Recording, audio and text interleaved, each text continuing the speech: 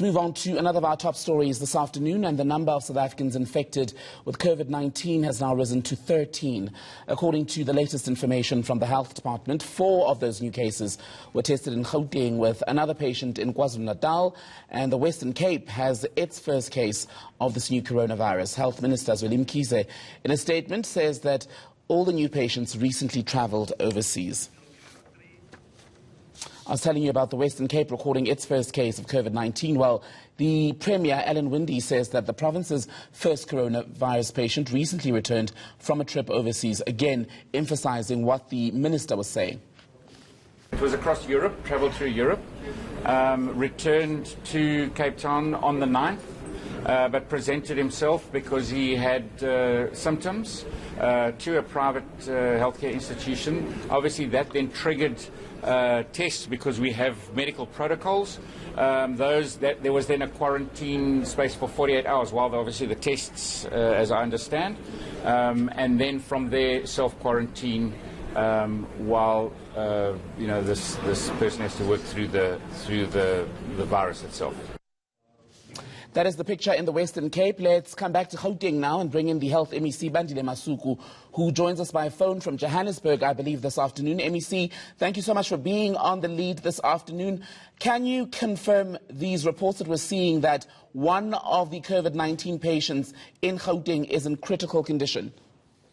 Yes, they are having a moderate and severe, and thanks for having us on the show. It's really a privilege also just to clarify a few things to the public. Yes, we do have 4 new patients that have been found to be positive with coronavirus, and we are a bit worried with the 2 young gentlemen and the older gentleman. The older gentleman, we are worried because he has an underlying disease, which is a renal disease, and we know that with all what has been released on the data on the virus, is that those who are older and with comorbid diseases, they normally suffer more severe symptoms. So the report I was asking you to confirm refers to one COVID-19 patient in Gauteng being critically ill. So based on what you are saying, are you saying 2 patients are critically ill? Am I understanding you? No, the other one, we are worried because of his high risk, because of the age, and that in terms of the comorbidity that he has, which is a renal disease. But the other one is in hospital, and he has not required any mechanical ventilation at the moment, but he is looking, severely ill. And these, you're talking about one being treated in hospital. I want to go back to the issue of self-isolation. How effective is that? Because a lot of people are raising questions about whether the people who are placed in self-isolation indeed remain in one area and aren't at risk, perhaps, of heading out to the shops or other places and possibly spreading the virus. Yes, no, we do encourage self-isolation.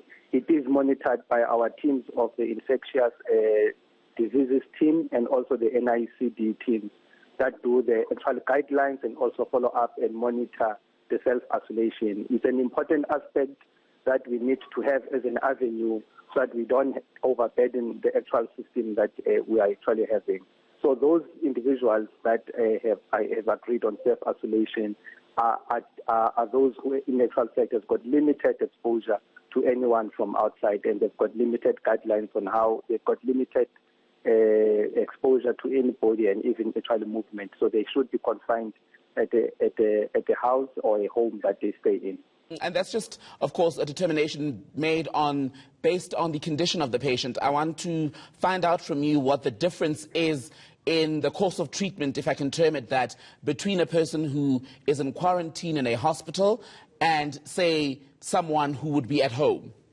Yes, remember, those ones who will be at hospital are those who will be moderately to severely ill, will have these symptoms that will require us to do more in terms of controlling the symptoms and managing them, are really those who've got fever, pyrexia, which is fever, and all those who've got shortness of breath, which might require a bit of oxygen support, and those who are severely ill are those who will require a ventilation.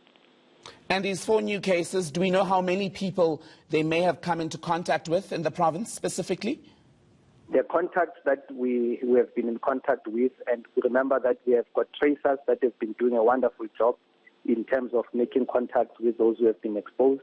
So we are not dealing with a number that is over 100 currently, but we are following up all of them, and we are confident that by end of day tomorrow or this morning tomorrow, we would have actually contacted all those who have been exposed to them.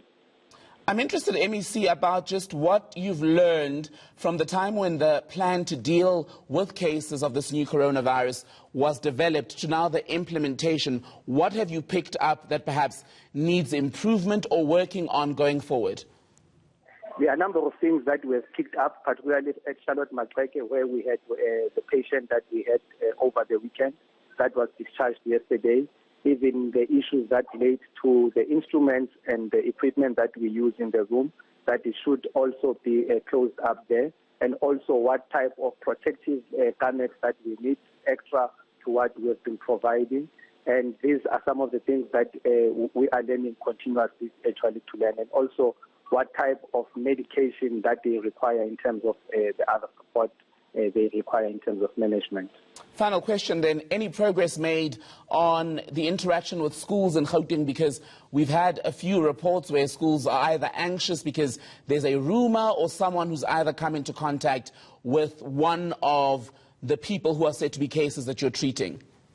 We've got a strict regulation that we need to follow, and the educators and the principals and the overall district officials in basic education, they have a hotline that they'll have to contact in NICD and our experts in infectious disease that they need to follow, so that everybody gets a proper guidance and gets what needs to happen, and we must have a common way on how we deal with this. So we are calling upon all the involved individuals just to avoid spreading rumors and spreading fake news, and everybody must communicate with NICD to actually rectify the information before they act and do anything about the problem that they have. All right, Gauteng Health MEC Bandile Masuku, thank you so much for being on eNCA this afternoon. Well.